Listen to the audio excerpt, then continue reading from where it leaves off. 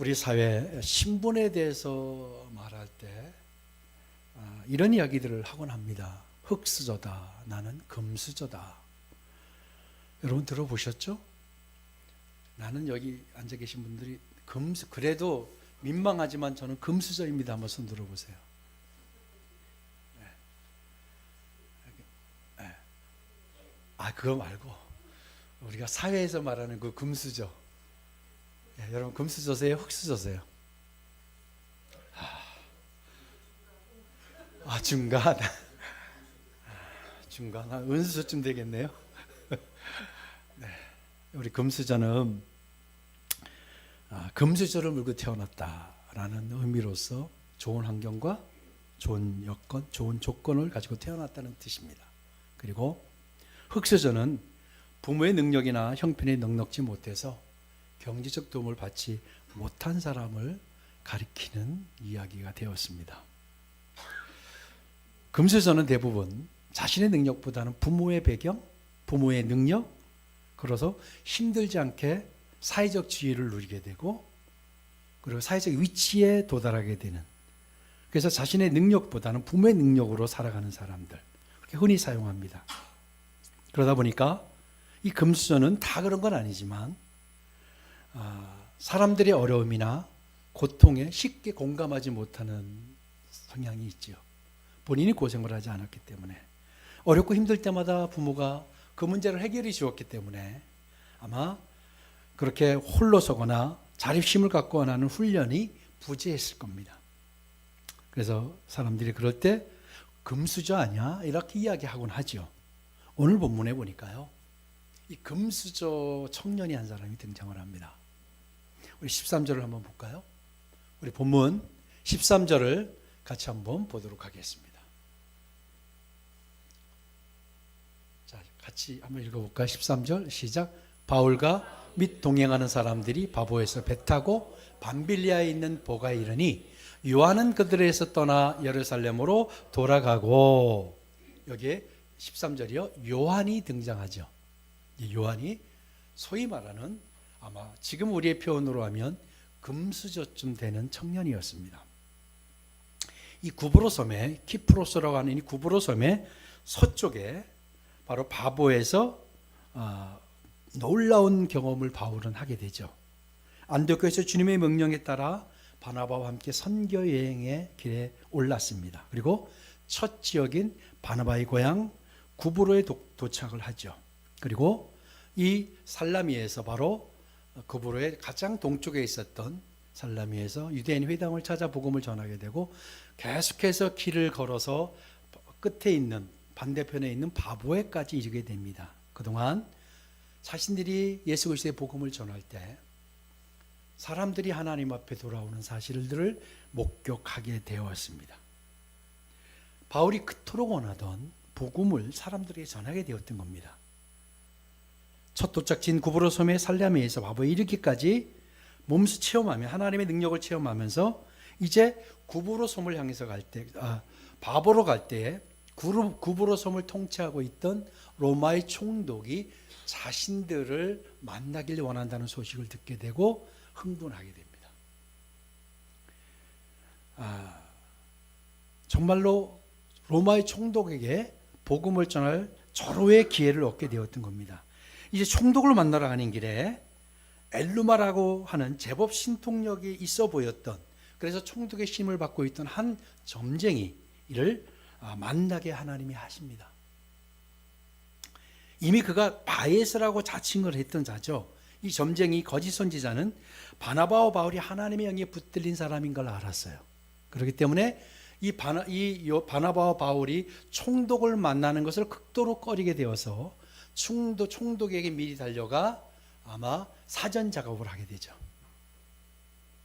이제 그렇게 해서 그를 만난 바울이 성령의 임재가 강력히 임했고 그에게 눈이 멀게 될 것이라고 선언하게 하시더니 실제 총독 앞에서 그 바 예수가 눈이 멀게 되었습니다.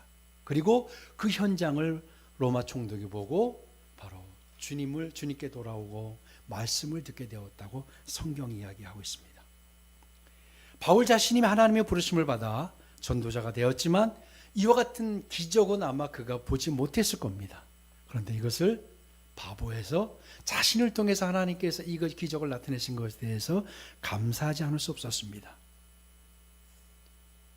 도저히 쓰실 만한 그릇이 아님을 스스로 알고 있던 바울 자신을 통해 주의 사랑과 생명을 흘려보내시고 이방이 주님께 돌아오게 하는 통로로 사용하심에 대해 그는 감격하지 않을 수 없었습니다.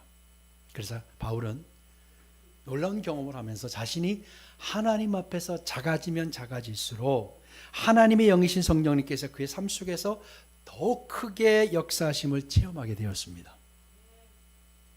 이처럼 바보에서 드디어 바울의 진가가 드러나게 하신 하나님께서는 마침내 바울로 하여금 이 전도팀의 수장으로 머리가 되게 하십니다.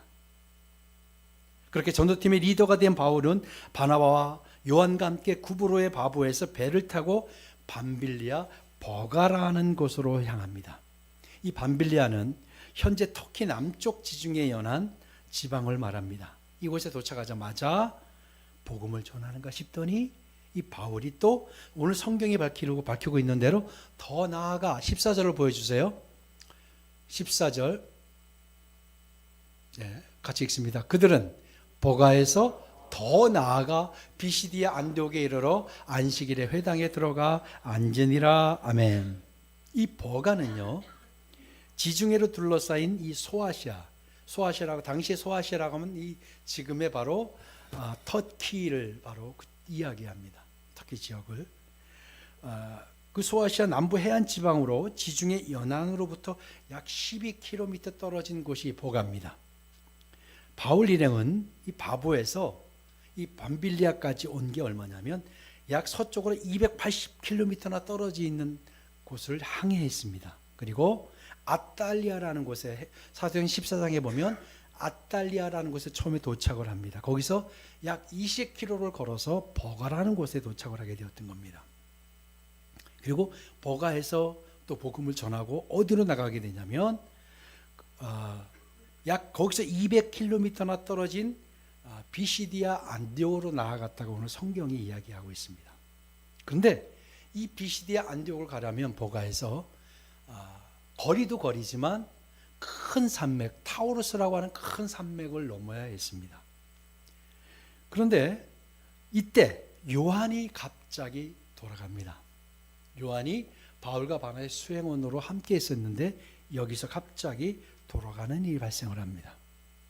우리가 지난주에 잠깐 말씀을 나누었지만 요한이 돌아가 버린 일은 여러 가지 이유가 있었습니다.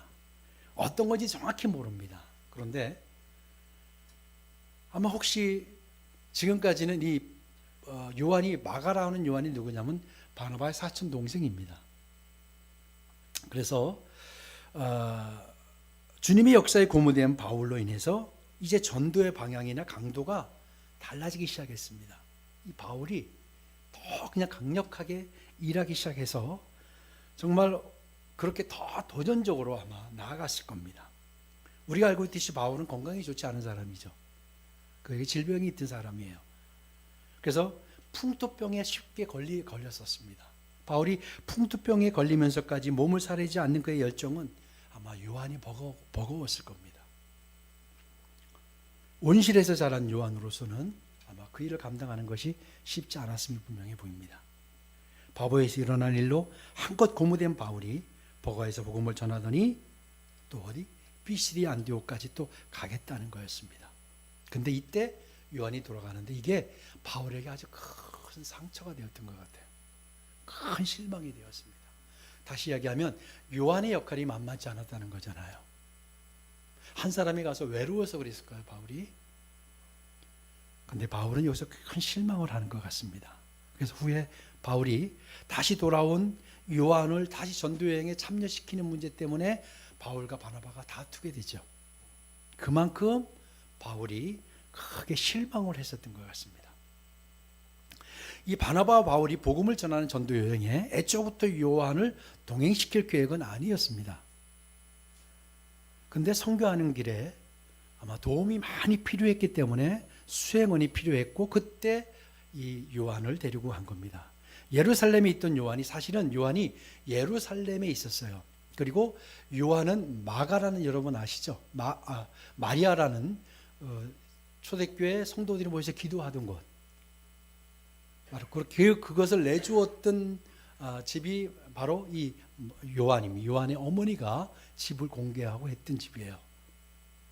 그래서 예루살렘에 있던 요한이 언제 안디옥으로 오게 되냐면, 바나바와 바울이 이제 여러 교회에서 구제 헌금을 가지고 이제 예루살렘에 갔다가 내려오는 길에 마리아의 간곡한 요청에 의해서 이제 요한을 데리고 안디옥에 오게 됩니다. 그러니까 그래도 요한이 이렇게 따라온 거 보면 대단해요. 그렇죠? 그때 혈기왕성했던 젊은 청년이 안디옥으로 가는 것이 어떤 일인지를 알았을 텐데, 예루살렘에서 다 풍족하게 누리고 살던 요한이 바나바와 바울을 따라서 안디옥에 내려왔습니다. 한번 볼까요? 사도행전 12장 25절입니다. 사도행전 12장 25절 같이 읽습니다. 바나바 사울이 부조하는 일을 마치고 마가라 하는 요한을 데리고 예루살렘에서 돌아오니라. 아멘. 예, 마리아는 바로 바나바와 바울 곁에 있다고 한다면 요한이 많은 것을 배울 거라고 생각을 했어요. 그래서 믿음이 출중했던 이 어머니의 간곡한 부탁으로 이제 동행을 했던 겁니다. 그리고 근데 이제 그 안디옥에서 바나바가 전도 여행을 가는데 또 혼자 남겨지게 될 것이고, 그리고 또 나름대로는 성실했던 청년이었다고 보여집니다. 왜냐하면 마가의 어머니의 마가의 집안이 부유하긴 했지만 아주 신앙이 있는, 믿음이 있는 집안이었습니다. 그 어머니 아버지를 따라 아마 마가도 어느 정도의 믿음을 갖고 있었던 청년이었던 것은 분명히 보입니다. 자, 그렇게 해서 동행을 했습니다. 그리고 이제 전도 여행의 수행원으로 발탁이 돼서, 근데 막상 전도 여행길에 나섰고 구브로 섬에서의 일들이 아마 쉽지 않았을 것입니다. 바나바보다 바울의 열정은 더더욱 감내하기 어려웠을 거예요. 그야말로 광행군이었습니다. 그렇다면 요한이 왜 갑자기 돌아가는데요? 안디옥으로 돌아간 게 아니라 아예 집으로 돌아가 버렸어요. 예루살렘으로 돌아가 버립니다. 혹시 요한이 그 전도팀의 수장이 바나바였다가 리더가 바울로 바뀐 것에 대한 불만, 혹시 그런 걸 품은 것은 아닐까요? 그렇지 않으면 나이가 어렸던 요한이 오랜 시간 떠나다 보니까 집과 고향이 그리웠던 이유, 이것도 아니면 이 소아시아 선교에 있어서 앞으로 뒤따를 고난과 역경이 분명히 보였기 때문에 그가 감당할 만한 마음의 준비가 되어 있지 않아서, 어찌됐든 여러분, 자기 인생에 가장 소중한 젊은 시절을 한동안 헛되이 날려버리고 말았습니다. 그렇다고 요한이 믿음이 아예 없는 청년은 아니었던 것으로 보입니다.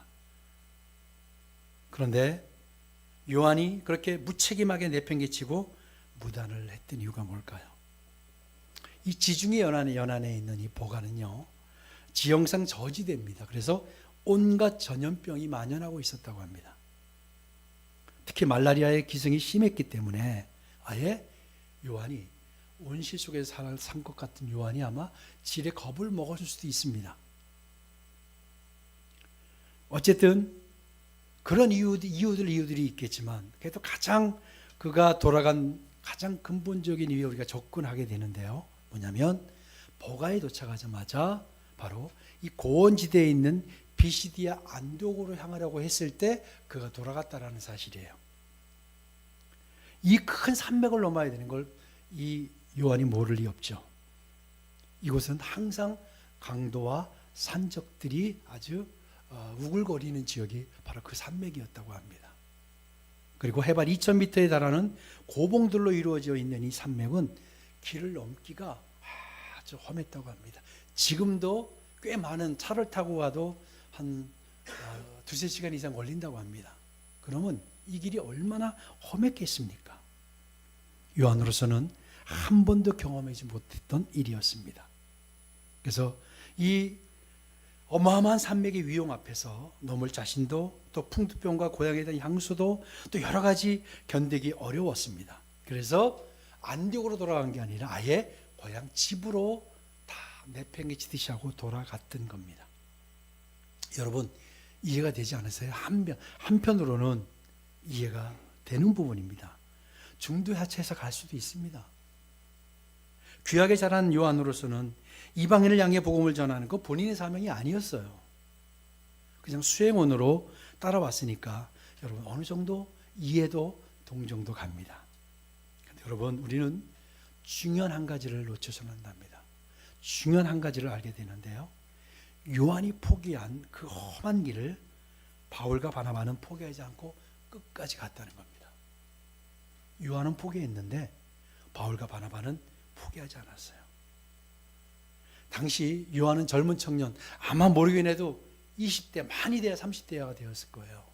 근데 당시 바울은 40대, 50대를 바라보고 있었습니다. 지금의 우리의 40대, 50대는 젊은 나이지만 당시로서 수명이 다 짧았기 때문에 50대는 지금의 아마 좋기 70대 이후가 되지 않았을까 생각해요. 그렇다고 본다면 포기를 해도 누가 더 먼저 포기를 해야 되죠? 바울과 바나바가 포기를 해야 되는데 요한이 포기를 했습니다. 그러면 바울과 바나바가 포기하지 않은 이유가 뭘까요? 바울과 바나바가 포기 왜 하지 않았을까요? 바울과 바나바는 이 산맥을 넘어가는 것, 산맥을 넘어야 하는 일이 주님의 명령이었고 부르심이라고 생각했습니다. 아멘. 명령이라는 것이 뭡니까? 해도 되고 안 해도 되는 게 아니죠. 명령은 목숨 걸고 끝까지 해야 되는 일이에요. 바로 바울과 바나바는 그 일을 하나님의 명령이라고 생각했어요. 그게 자신의 부르심이었어요. 그래서 젊은 청년도 포기할 수밖에 없는 그 길을 산맥을 넘습니다. 그리고 요한은 자신과 함께하고 계시는 하나님을 잊어버렸습니다. 다시 말하면 하나님께서 언제나 함께하고 계심을 깨닫지 못했다라는 겁니다. 여러분, 이 전도 여행이 애초에 이것은 자신들의 의사가 아니었습니다. 바울이 가고 싶었고 바나바가 가고 싶었고 해서 간 여행이 아닙니다. 이것은 성령께서 안디옥 교회에 명하셨어요. 그리고 안디옥 교회는 기도하지 않고는 감당하지 못할 일이었기 때문에 금식 기도하면서 내린 결정이었습니다. 근데 여러분, 요한과 바울과 바나바의 차이점이 뭔지 아십니까? 아무리 힘든 상황이라 할지라도 그것이 하나님의 명령으로 붙들었다라는 거예요. 바울과 바나바는 또한 하나님의 함께 하심을 철석같이 믿고 있었다라는 겁니다. 요한이 전도여행 가운데 하나님의 역사를 못 느꼈을까요? 그동안 구부로 섬을 통해서 느꼈어요. 그럼에도 자신이 하는 일이 그저 수행원 정도로 여겼던 겁니다. 하지만 하나님은 이 일 또한 철저한 하나님의 계획 가운데 부르셨습니다. 아멘. 그는 두 사람을 돕는 수행원 정도로 생각했지만 하나님은 아주 귀한 자리로 사실 부르셨어요. 그렇기 때문에 바울이 큰 실망을 했던 거예요. 자신을 그냥 돕는 정도로 생각하지 않았다는 거예요. 하나님의 철저한 계획이었습니다. 그렇게 타우로스 산맥이 아무리 높고 험하며 위험이 도사리고 있다 해도 그것이 장애물이 될 수 없었습니다. 주님께서 자신들을 산맥을 넘어서 비시디아 안디옥으로 인도하시는 한 설령 그 앞에 고난이 기다린다 할지라도 이것은 돌파해야 될 일이었습니다. 아멘. 그리고 바울과 바나바가 그렇게 할 수 있었던 이유가 무엇이었습니까? 어떤 상황 속에서든지 자신들과 함께 계심을 한 번도 그들은 망각하지 않았습니다. 여러분, 하나님 우리와 늘 함께 하신다고 하셨어요. 아멘. 내가 세상 끝날까지 너희와 항상 함께 있으리라 말씀하셨잖아요. 그런데 그 험한 산맥 앞에서 요한은 하나님의 함께 하심을 망각합니다. 그리고 그냥 자신은 돕는 정도로만 생각했습니다. 하나님의 입장에서 보면 어떤 게 더 귀하고 어떤 게 더 덜 귀하지 않다고 봅니다. 우리도 마찬가지예요. 하나님께서 우리에게 귀한 사역을 위임하셨어요. 여러분 그냥 하나님의 사명을 갖고 그냥 사명을 들은 사람이 아니고요. 예수님께서 우리에게 사명을 위임하신 겁니다. 아멘. 위임받았어요, 저는. 여러분도 주 예수님께 위임받았어요.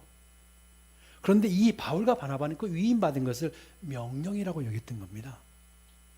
그래서 이 명령은 내가 힘들다고 고난과 어떤 어려운 상황이 한다 해서 포기할 수 없는 일이었습니다. 그런데 요한은 그냥 자신을 수행원 정도로 보았던 겁니다. 근데 그가 나중에 깊이 회개하게 되죠. 여러분, 아무리 작은 일이라 할지라도 우리 저 미디어 팀에 앉아 있는 우리 형제가 이게 그냥 작은 일이라고 생각할지 몰라요. 그리고 예배팀에 한 사람으로서 예배 인도하는 거 악기를 하고 또 선포를 하고 또 우리 기도하는 파수꾼들, 우리 기도팀, 여러분 하찮은 일이 아닙니다. 하나님이 아주 중요하게 여기는 일입니다. 아멘. 또 우리 청소하는 사역, 또 음식을 준비하는 사역, 어느 것 하나 하나님 앞에서는 작은 것이 없습니다. 그게 부르심이에요. 근데 우리 인간이 볼 때 누구는 더 귀한 일이고 누구는 더 천한 일이고 누구는 더 사소한 일인가요? 그건 우리의 판단입니다.